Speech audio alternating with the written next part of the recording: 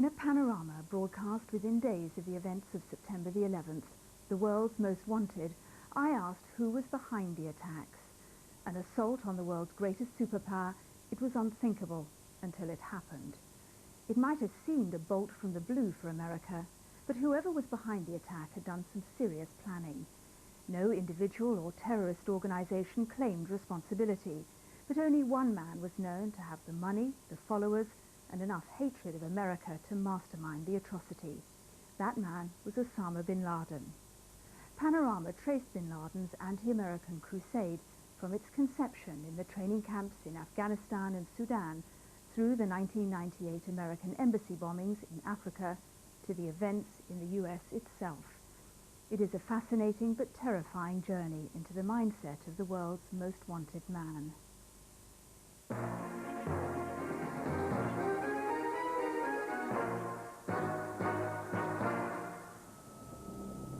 It stood proud on the New York skyline, a symbol of the American dream. On Tuesday, it was shattered.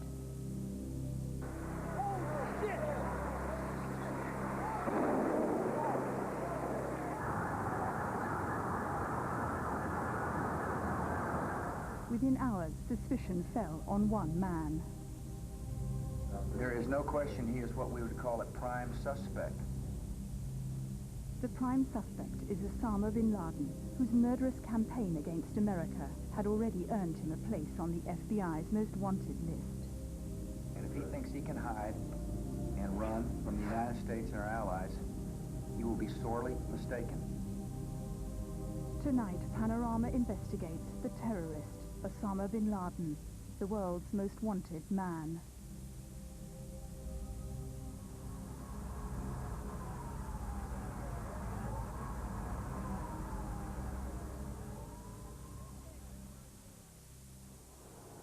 A religious warrior forged in the remote hills of Afghanistan, the defender of the purity of Islam. That's bin Laden's claim. Murderer of innocent civilians. But in some Muslim communities, they have a different view of this man.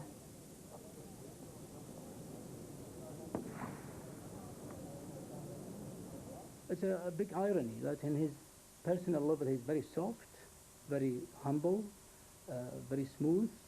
He speaks little. Osama bin Laden's beginnings were far from humble. He was born into a fabulously wealthy family in Jeddah, Saudi Arabia, the 17th son with more than 50 brothers and sisters. But Osama bin Laden turned his back on an ostentatious life of luxury to live as a fighter and a fugitive's views on using violence. Being extremely devoted and having the history of being a successful merchant or contractor who's a millionaire and abandoning all this for the sake of what he believes in has given him this big name in the Muslim world. Afghanistan in the 1980s, a cockpit of superpower rivalry. The Mujahideen, Islamic fighters, supported clandestinely by America, were struggling to drive out the Soviet occupiers. He believes that he is living at what the football people call the extra time. He thinks that he should have been dead in the days of Afghanistan war in the 80s. Whatever happens to him, he is gaining. Bin Laden used his family fortune to establish training camps for his band of resistance fighters, called Al-Qaeda, or the Base. Panorama first investigated Osama bin Laden in 1998. The point is, I think, that the defeat of the Soviets in Afghanistan was seen not just by terrorists or by extremists, but by all Muslims as being a major victory for Islam. And I think Osama bin Laden reveled in that particular sort of aspect.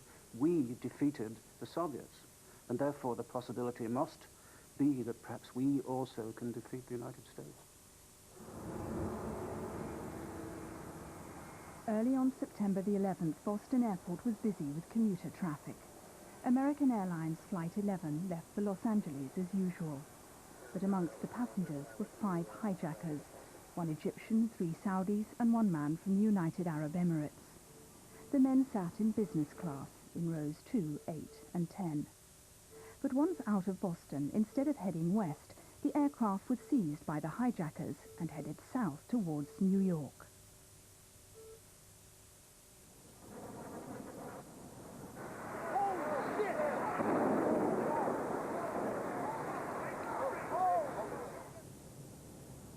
There was just a massive crash into the building. A couple people just yelled. We felt the whole building shaking. People yelling, "Oh my God, what's going on?" We opened the door of our office, and there's billowing black smoke in the halls and flames. I mean, we could actually feel the heat. And our first thing is we panic and we shut the door.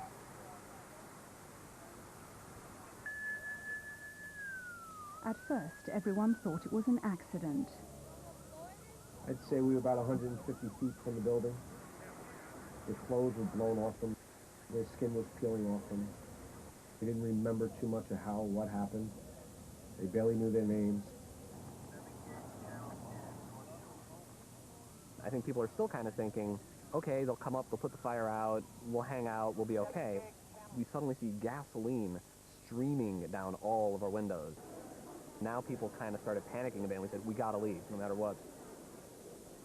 One of them ran back and said, there's a stairway, it's open, we gotta go. And so, we just said, everybody go, go, go.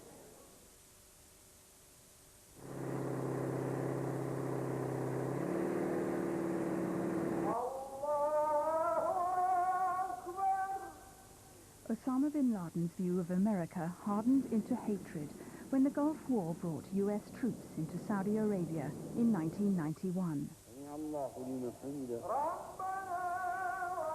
Bin Laden was now living back in Saudi. His homeland was the site of Islam's holy places.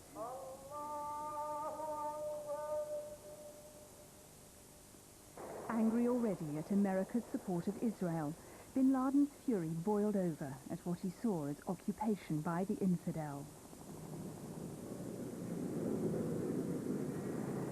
Laden has never thought that the Saudi regime would go to the degree that would allow American forces inside Saudi Arabia, in the Holy Land. And he gave a lot of suggestions or advices for an alternative. And he was actually shocked when he knew that the American forces are coming. He was driven crazy, very angry at that stage. Was it a turning point for him? It was very turning point. Indeed, indeed it was a turning point for all his life.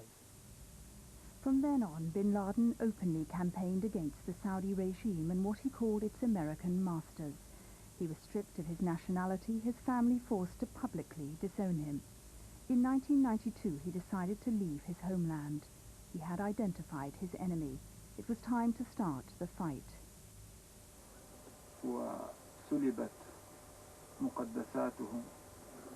We have been denied our religious beliefs, our wealth, and our money.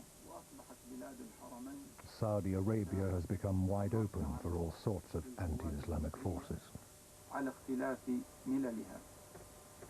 Saudi Arabia to him, of course, is the most holy country on earth, and it should not be befouled, he would say, by outside external forces. That's his major objective. Do you think the Americans perhaps underestimated the anger that he had and others around him at their presence there? I believe so. I think that is the case.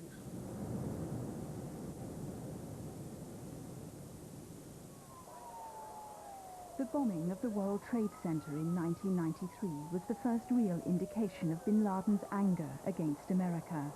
6 people died. The terrorists responsible were followers of an Egyptian religious leader. They planned to bring down the Twin Towers and blow up tunnels and bridges in New York. But when the master bomber behind the terror campaign, Ramzi Youssef, was eventually caught, he was in a Pakistani guest house belonging to Osama bin Laden. And names in his notebook matched individuals in Al-Qaeda, bin Laden's network. We knew at the time that Ramzi Youssef and his associates had outside support. They had to have finance, logistical, training, and other types of support. And now it appears very likely that the bin Laden network was the ultimate supporter of that operation and the planned follow-up operations.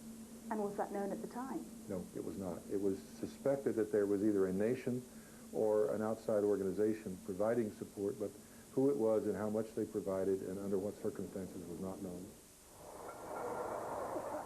A year after the World Trade Center attack, the full scale of the wider terror campaign was revealed when another member of the network was arrested in the Philippines. Abdul Hakim Murad was a trained pilot, and his confession to the local intelligence services reveals the gang had planned to blow up 11 US airliners in mid-air. And Murad had discussed with Youssef the possibility of crashing a plane into an American government building. He will board any American commercial aircraft pretending to be an ordinary passenger. He will hijack said aircraft, control its cockpit and dive it at the CIA headquarters. It is simply a suicidal mission that he is willing to execute.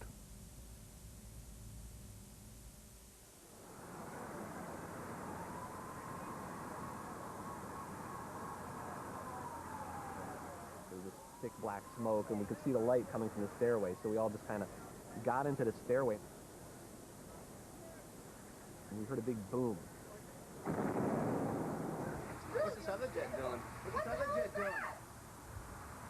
Holy fuck! Oh my God! Oh my God! The scary thing was we heard the plane coming, but we didn't think planes go over New York all the time, so we didn't think. And just before that plane hit the building, there was a deafening silence. It was like a split second of quiet, and then the explosion.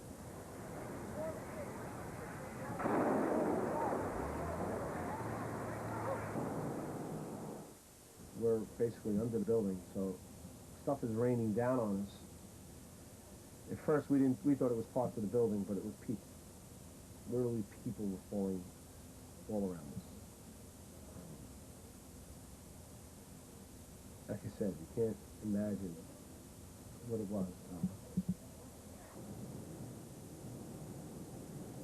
There's these firemen coming up who must have been carrying 30 pounds of equipment, huge jacket, 2 oxygen tanks, hoses strung across them, stuff like that.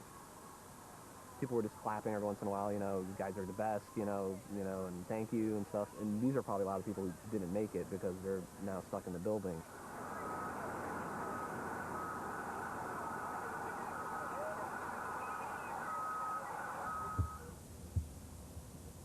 I don't know how people in these other countries deal with it. But as foolish as we are, we go back into the middle of it to help other people. Most of those people now that are alive are our friends, our co-workers, our firemen, cops, other EMS workers, other medics, EMTs. We're trying to get to them, and just at that point, everything was so unstable. They cleared the location. They wouldn't let any of us in.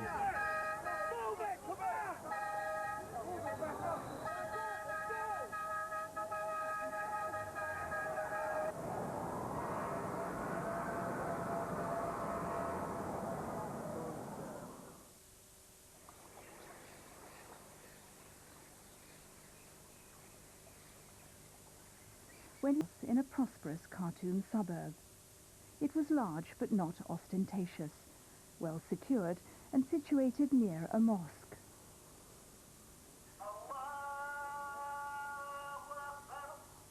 Bin Laden himself was a frequent visitor to the mosque, where his 3 wives taught local women the Quran. The family had many children. They were well regarded by their neighbors, though they guarded their privacy. A very good Muslim, a very good man, an Arab man. He's dealing with his brothers and his community here, like Saudi Arabia, and he's not a terrorist or something like that.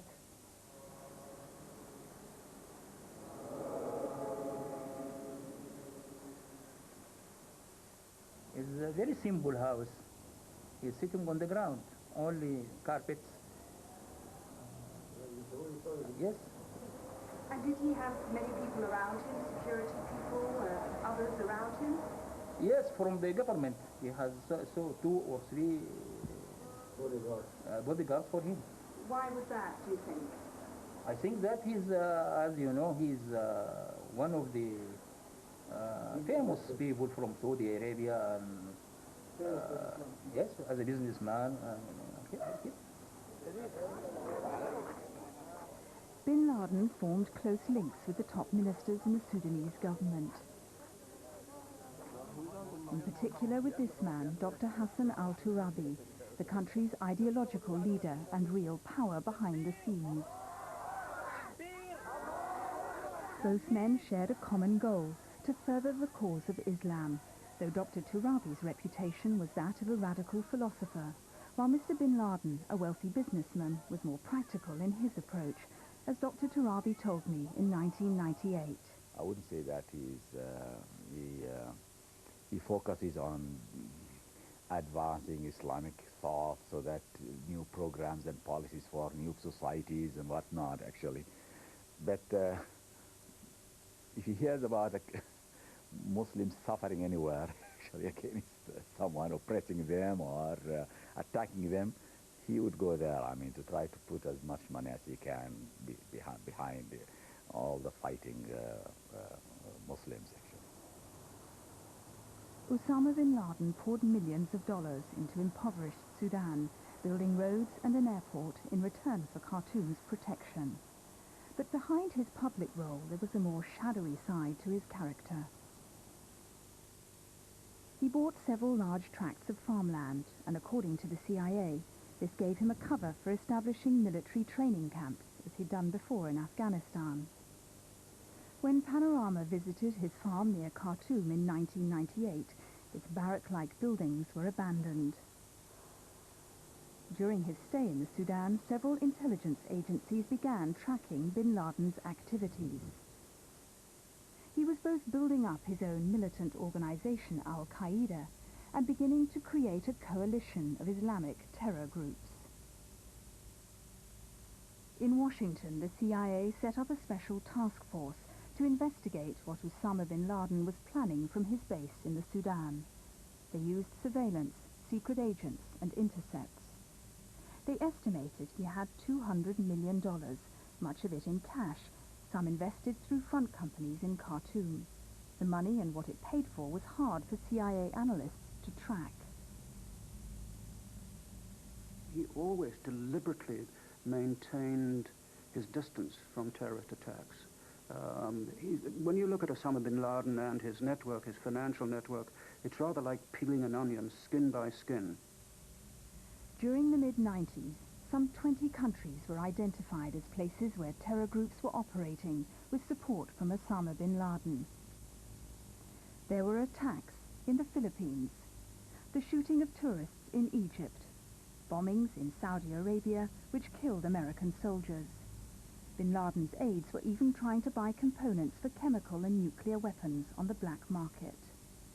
He sort of acts as a financial godfather. I don't think, to my knowledge, that he's actually ordered a group to go out and carry out a specific operation. What he does is sort of select a group and then give it some financing and give it its head, as it were.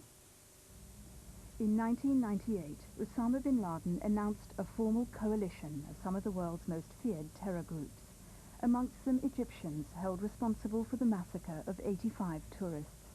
And he pronounced a fatwa calling for attacks against American civilians. All these crimes committed by the Americans are but a clear declaration of war against Allah, his prophet, and against Muslims. Obeying the order to kill the Americans and their allies, both civilian and military, is the duty of every Muslim. In the Islamic world, doors were closing against bin Laden. Sudan succumbed to pressure to evict their troublesome guest.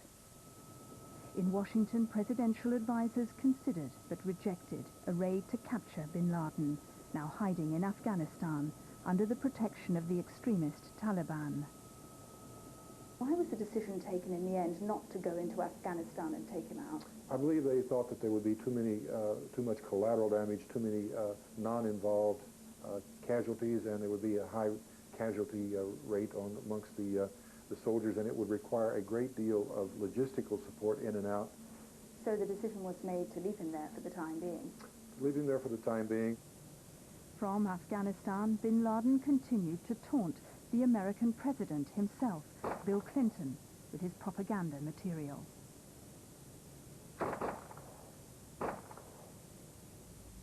But the terrorist leader is very wary about his security. 5 times now, various individuals have tried to kill him. He takes very primitive but very effective means of security. He does not carry any equipment. He does not use telephone lines. He avoids even any electrical equipment around him. So anything which might transmit anything should not be around him. He's very careful in dealing with the outside world. He chooses his personnel extremely carefully. But having said that, in his personal level, he's after taking all those precautions, he's otherwise very brave.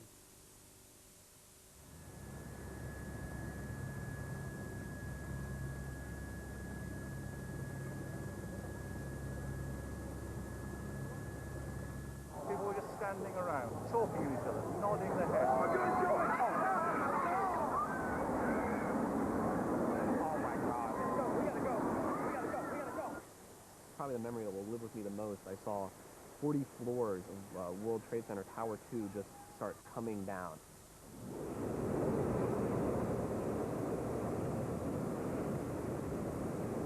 For like 10 seconds, I think we were just frozen. We could not believe that such a massive structure was just coming down. Within a second after that, everybody just yelled, "Run," and we all turned around, and we literally sprinted.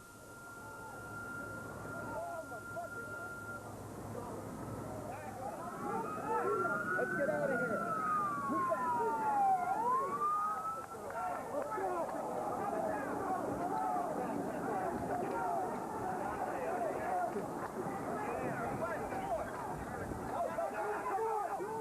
Still around, guys. Still around. God bless you. We'll make it.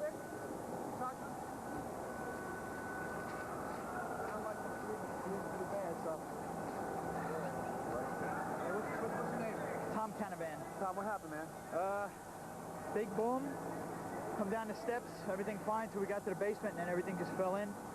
I got trapped under there with another guy, crawled out, kept getting hit in the head, bags all around. Finally, we clawed our way out over the rubble.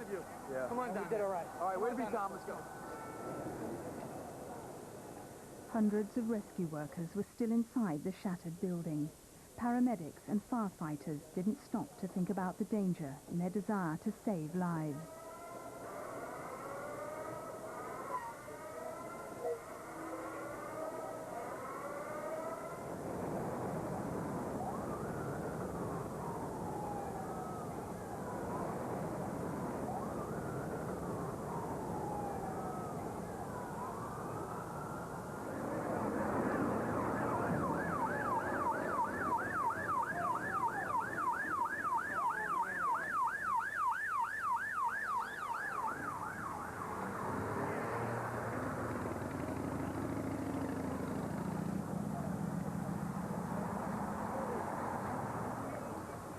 Just like you take the scariest movie you could ever think of.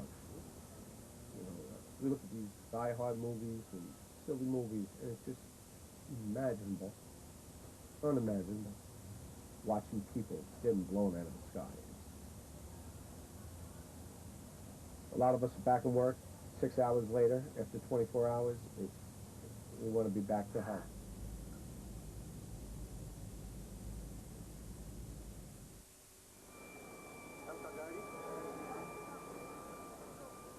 It was in 1998 that America realized how determined and how capable bin Laden's organization had become when the American embassy in Nairobi in Kenya was shattered by an enormous truck bomb. Almost simultaneously, the embassy in Dar es Salaam, capital of neighboring Tanzania, was also bombed. The Nairobi blast killed 201 Africans, but bin Laden's real target was the American diplomats. We were in the garage in the basement of the embassy then, and that was really damaged, and there were people crying out, and the whole wall was down on that side. But to the right, there was more light, so we went up the ramp, following the light, and when we got out there, the whole city was on fire, and there was flame everywhere, and where our car had been was completely blown up. The FBI brought in to investigate the bombing picked through the rubble. They found they were dealing with a well-organized terror group able to build and simultaneously detonate two powerful bombs in different countries. The East African bombings provide valuable clues as to the way bin Laden's terror cells operate. Within days, two men had been apprehended, a Jordanian and a Yemeni, who confessed to being involved with Al-Qaeda. We did interrogate the suspects, whom we picked immediately after this incident, and most of them, they have mentioned osama bin Laden as being the person behind this kind of thing. So these suspects actually said they were working for his organization? Yeah, they did mention that they were connected with him in one way or the other. 2 weeks before the bombing, the members of the group in Kenya converged in the capital, Nairobi, where the bomb was actually assembled. They met at the Hilltop Hotel in the center of the city. Other members of Al-Qaeda came from abroad to join them, two of them experts in explosives. Another carried out extensive surveillance at the embassy. But the Kenyan bomb plot was first hatched 5 years earlier. Two members of the terror cell had been living unobtrusively in the country, setting themselves up in small businesses. One of them married a local woman. Yet all the while he was stockpiling explosives and detonators. It's almost a classical case, an operation where they first of all go into a country and set up what we call a support cell, maybe months before the attack takes place. This support cell would carry out surveillance, it would set up safe houses, it would provide documentation, all the information required to carry out the attack. And then, when the attack was to take place, a hit team would come in and actually carry out the attack. And this seems to have been the pattern, certainly in Nairobi, and I also think in Dar es Salaam. Osama bin Laden now joined the FBI's most wanted list, a price of $5 million on his head. American investigators predicted more outrages to Panorama 3 years ago. We know that this is a crusade, that this is not something that's going to be on one continent, in one location, that this is an operation, a continuous operation that will target Americans wherever we might be, including areas that we have not expected in the past. Bin Laden has never publicly claimed responsibility for the East African bombs, but his propaganda videos leave little doubt that he regards this atrocity as a major victory against America. In the months that followed the embassy bombings, Al-Qaeda's videos took on an even more strident and aggressive tone. Bin Laden and his followers were emboldened to take their fight to the shores of America itself. On the eve of the millennium, as America prepared to celebrate the dawning of the 21st century, another of bin Laden's followers boarded a ferry in Canada and made the crossing to America. A vigilant customs officer at the border was suspicious and stopped the motorist. He was carrying enough explosives in his car to bring down a building. The arrested man's target, LA Airport.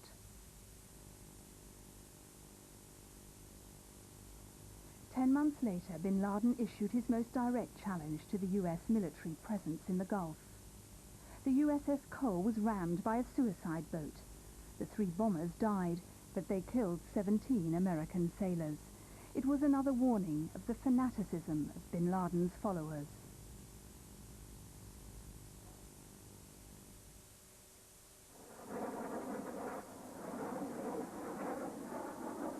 On September the 11th, American fighter jets were scrambled from their base in Virginia. A third passenger plane was in control of a team of 5 hijackers. This time their target was the heart of the American capital.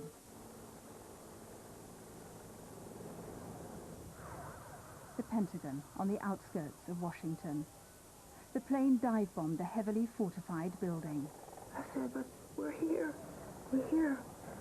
But the smoke and the fumes was taking my voice away, so I started clapping my hands, hoping that he could follow the sound of me clapping my hands, and I could hear the fire extinguisher, and he was getting closer. And then for a brief second, I could see his silhouette just through the smoke, just enough so I could go in his direction. And he put out the flames that were between him and I with the fire extinguisher. And I went to him, and he led me outside. But I said he was just an angel sent by God to get me out of there. The significance is that people like Osama bin Laden rail against the United States, first of all, because of its heavy-handed global capitalism, if you like, and secondly, because of its militarism. And also there's a symbolic nature. The Pentagon has been around since World War II and has been very symbolic of the strength of the United States military ever since. It's a tremendous blow. Shortly afterwards, the authorities realized another plane was missing. UA Flight 93 from Newark to San Francisco had been seized by 4 hijackers. On board, one of the passengers, Jeremy Glick, a new father, telephoned his wife at home. Jeremy had told Lizzie that some very bad people had hijacked the airplane, that they were Arabian, that they had red headbands on, that they had knives, and a red box that they claimed contained a bomb. At that point, they believed that the fate was sealed, that they were going to die, and now it was becoming a question of how were they going to die. Several people on the flight took a vote, made a decision that they were going to rush the hijackers. Jeremy said, "Liz, we're going to rush the hijackers. I'll be back on the phone in just a few minutes." Jeremy laid the phone down, and then suddenly they were yelling and screaming, much like the yelling and screaming that you would hear if you were on a roller coaster ride.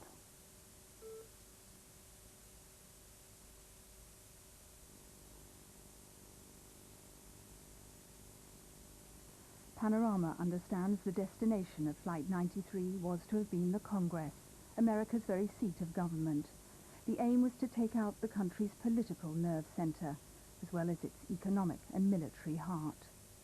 All 45 passengers on the aircraft perished. We stayed on the phone for a few more hours, hoping against hope to hear another sound, to hear anything, and simply nothing at that point. The scenes that greeted the carnage amongst some Palestinians showed that bin Laden's crusade had far wider support than just a fanatical fringe. Yasser Arafat's authorities confiscated camera tapes of more extensive demonstrations, but no one doubted the strength of public approval in some parts of the Arab world. In scenes hardly comprehensible to Western eyes, people celebrated at the blow struck against America, the great defender of Israel. The big aura of America has collapsed in the eyes and in the minds of many Muslims. And we have seen on the screen the WTC, World Trade Center, being hit by the plane which is attributed to bin Laden and collapsed in front of their eyes. And the pictures kept repeated and repeated and repeated again. So what is being repeated actually that America being stabbed in the heart as the way they understand it. So this mighty, this power, this aura has collapsed. By the evening of September the 11th, the FBI investigation had focused on Florida, the hub of America's airline training industry, and the area chosen by the hijackers to prepare for their suicide missions. The terrorists had rented nondescript suburban apartments. Some moved in with their families. Their children befriended American neighbors. 2 terrorists were quickly identified by the FBI. Marwan al-Shehi, a 23-year-old Saudi graduate, is thought to have flown the plane into the South Tower of the World Trade Center. Mohammed Atta, an Egyptian engineer trained in Germany, is believed to have piloted the aircraft into the North Tower of the complex. Atta and al-Shehi had trained as light aircraft pilots in a local flying school. In all, 7 of the hijackers had a degree of piloting skill. What the instructors didn't know is that Atta and al-Shehi had ambitions to fly a jet plane. They said they were going to be applying for a job with a major airline, and that was one of the requirements, that they have had some sort of exposure, not necessarily formal training, but an exposure to a high-performance aircraft. At a small airport near Miami, the two men booked time on a flight simulator. They produced pilot's licenses to verify their cover story. The two men spent $1,500 for 6 hours training on the Boeing 727 simulator. We spent a total of 3 hours per individual. There were 2 of them. The 3 hours were split evenly between the 2 individuals. That's time and the control. In other words, one was observing what the other one was flying, then we switched seats. One flies, the other one observes. The two men roamed up and down the Florida coast in the weeks before the attack. At the Panther Motel in Deerfield, no one noticed anything unusual about the 2 guests, who spoke perfect English.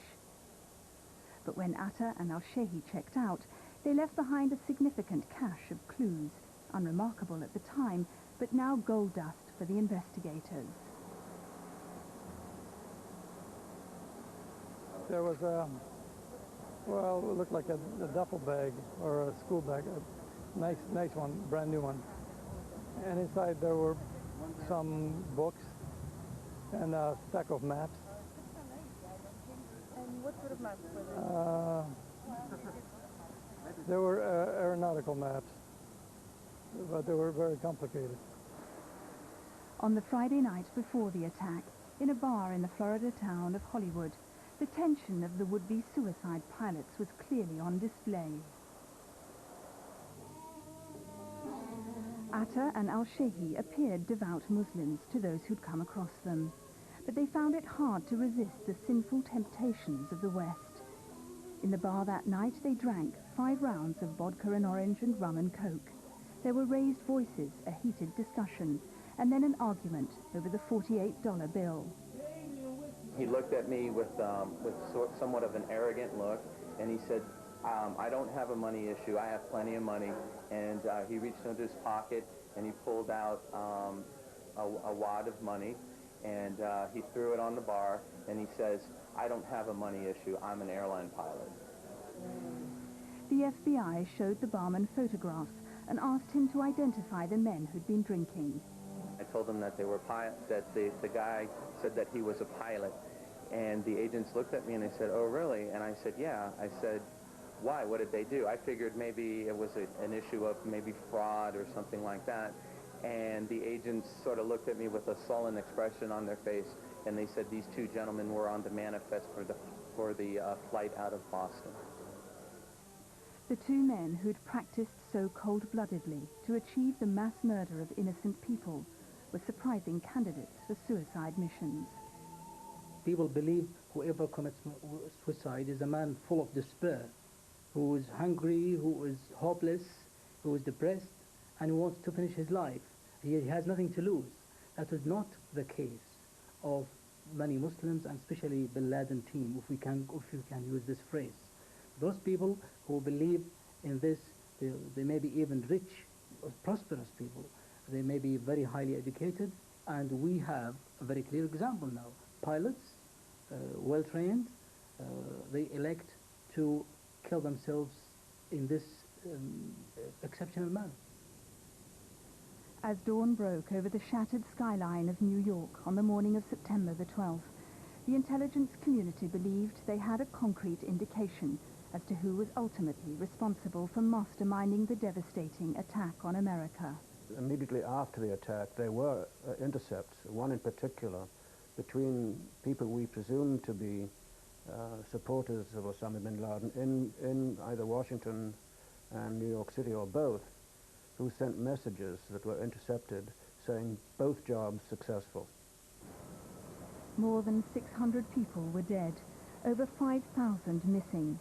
President Bush toured the devastated streets. His authorities had established further indications of bin Laden's guilt. A Yemeni linked to the bombing of the USS Cole was confirmed amongst the group of hijackers. Another member of the group was believed to have trained in a bin Laden terror camp before going to America. For President Bush, this was war. I can hear you.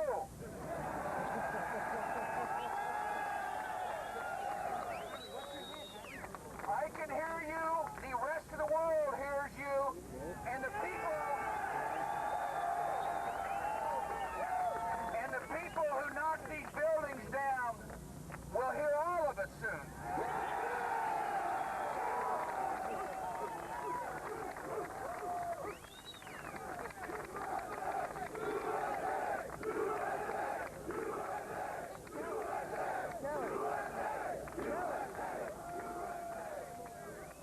Osama bin Laden denies he is responsible, and he'll be hard to smoke out of his refuge in Afghanistan. In Kabul, people are leaving, heading for the border. The Taliban have been given a 3-day ultimatum to give up the fugitive terrorist or face the wrath of America. But even if they can destroy bin Laden, this won't end the terror threat. Now if they intend to destroy bin Laden in Afghanistan, they would have done nothing, because most of the bulk of the followers is outside Afghanistan. And they are much more intelligent now, much more sophisticated. They can revive themselves much easily. And that is the other dangerous side of it.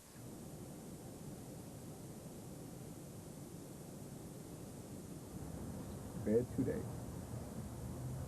Bad 2 days. It's going to be a bad couple of months. I don't know how the city's ever going to recover from this. So many lives are going to be touched and lost. It's going to be incredible. It's just a shame of these people thinking that they're going to go to heaven and all that stuff, but it's killing us. It's killing people for no reason. For whatever their reasons are. It's senseless.